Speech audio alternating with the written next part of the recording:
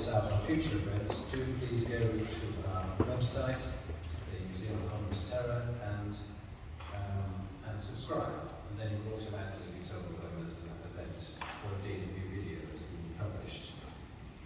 My name is Giles Udy. I'm the director of the Museum of Communist Terror, which is an organisation set up in order to inform and educate people about what happened in the communist years, with a particular focus obviously the Gulag. And there are not many left, and there are not many who can speak any English. So we're most grateful to Ivanna for being here tonight. The event will start with Giles Udy giving a talk, an introduction to the Gulag. Then I will interview Ivanna, and then I will invite you to please do ask questions of Ivanna. It is probably a unique opportunity to ask questions of someone who was actually in the Gulag. Of the history of the Gulag. Although the Gulag, the Soviet prison system, gets its name from the acronym of the administrative body which was set up by Stalin in 1930, its foundations were laid in the days of the revolution by Lenin, his predecessor, and Felix Dzerzhinsky, the head of his secret police, the Cheka.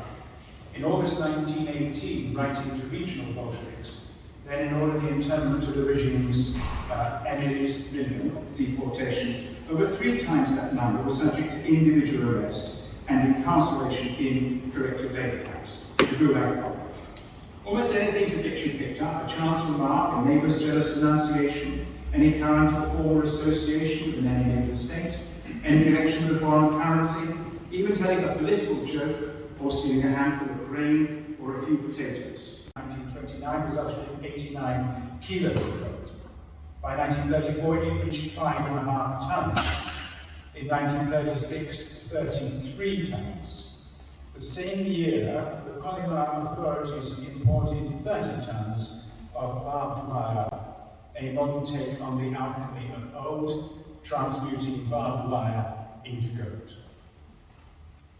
By 1940, when the annual output had grown to 80 tons, the number of prisoners. Life after the Gulag was far from easy. Yevgenia Ginsburg, like many, was refused permission to leave after her discharge in 1947. She only managed to return to the mainland in 1955, mainly, as they used to call it, from these places because they were so isolated. Former prisoners were often banned from living in all major cities and towns. Wherever they settled, they bore not only the stigma of their imprisonment, but its major health and emotional consequences. And much more can be said about that, but we're here to listen to Ivanna, so I shall stop at that. Ivanna was born into a Ukrainian family. And the parcel sometimes from the home, they survive better. But if you have not, you have to really struggle to live. In the morning when they took us, it was temperature, for example, 43. They come out, take us outside. Ivanna remembers a punishment when prisoners were exhausted, cold and hungry. Hundreds of Ukraine, in that way, really could, and it was underground. And that's what we think. We love our country, because we love our country and fight for the independence. That's the result of that was just at 1991. And I think it was work to fight everybody how they could. Not just with their guns and so on, but even with the small things. They give the food for the people who fight with the guns. And that's simple. I like my car. The family was forcibly moved out of their home to a different part of Poland altogether, in the west.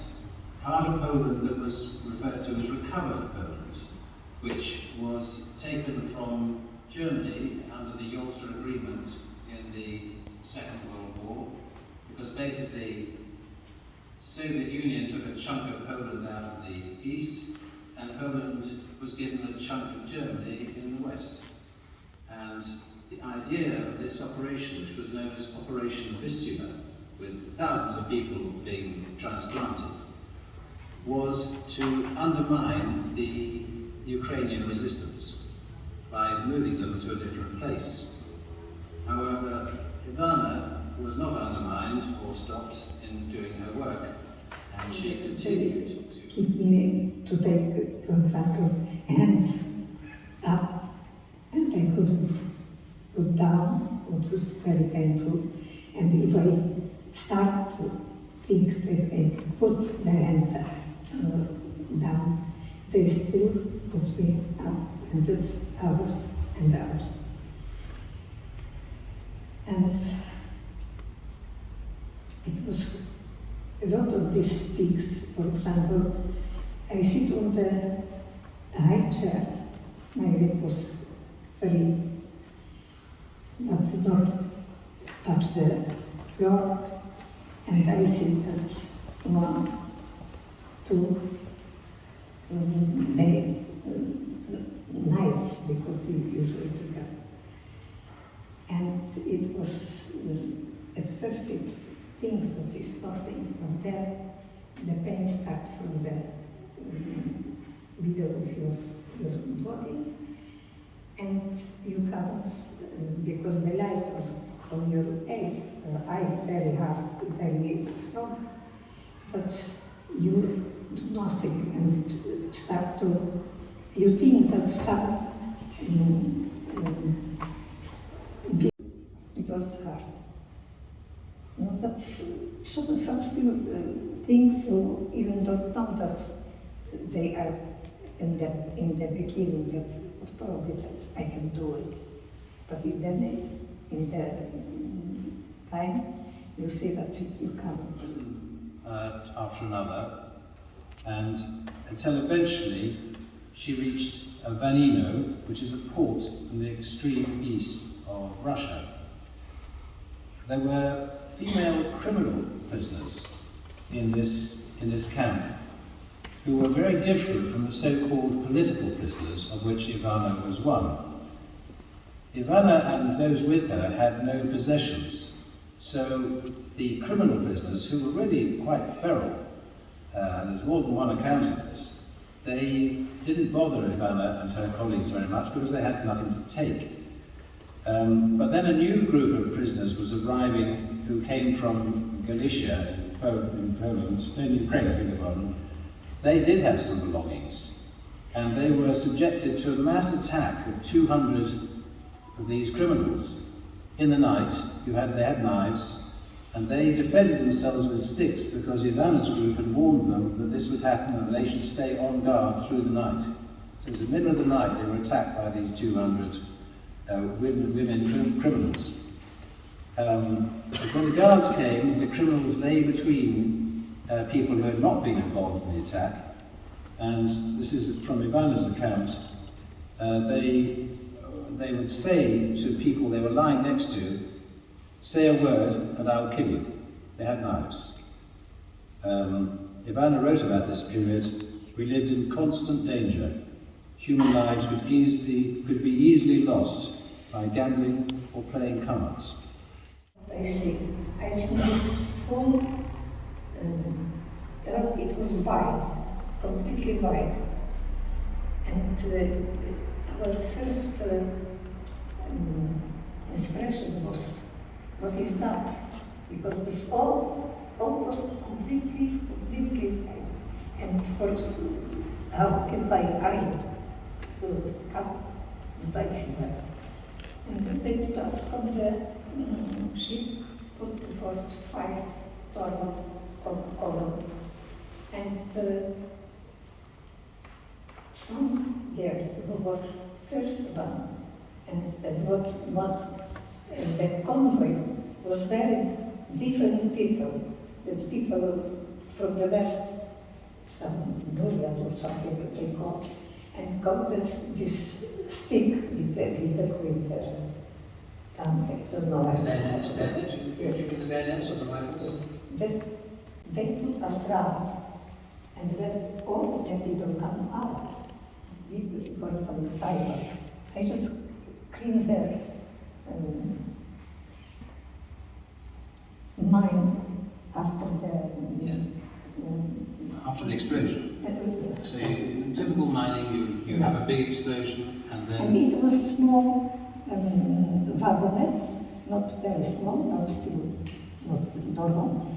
And we on the race must this material come from the mine and outside the mines and down. It was mine in there. And for a few months they give first machine who take and put to the wagon. That is first machine. And for, I remember for months it was broken. It's everything in there. That's in the plants. It was very little and it was quite like normal people should be, not independent. But what if you did something that they didn't like? What would they do?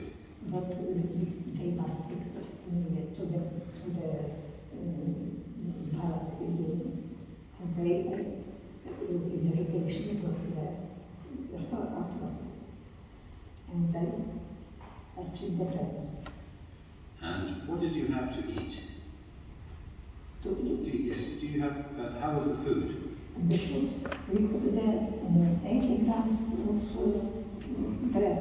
80 grams of bread. Yes, and the people eat different, some eat straight up,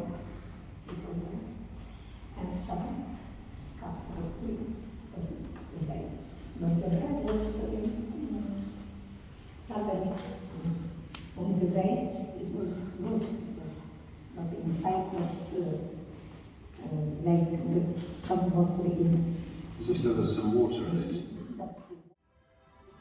Male and female prisoners were kept apart, but one day Ivanna Maszczak was in a group of women prisoners walking along the streets of Magda, the main port. An open lorry carrying male prisoners passed by, and one of the men threw a piece of crumpled paper among the women. It was a letter appealing for a woman to correspond with him. Vladimir Kryochenko said he was lonely.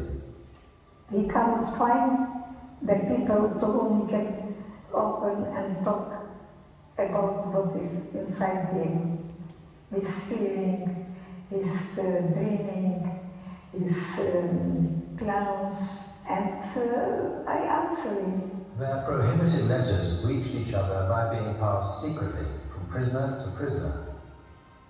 Ivanna was released in 1954 and returned to her mother, thousands of miles away in Poland. But Vladimir continued writing from the Gulag. In these final minutes of New Year's Eve, I think of you, my dear Joy. I knew that someone from the top is looking for me. The severity of the actions that you were taking, the consequences that were then going to happen to you. When you were helping the Polish underground, was the Ukrainian underground. When you were helping them, did you realise how severely memory? Thank you very much. You want to say something? Yes.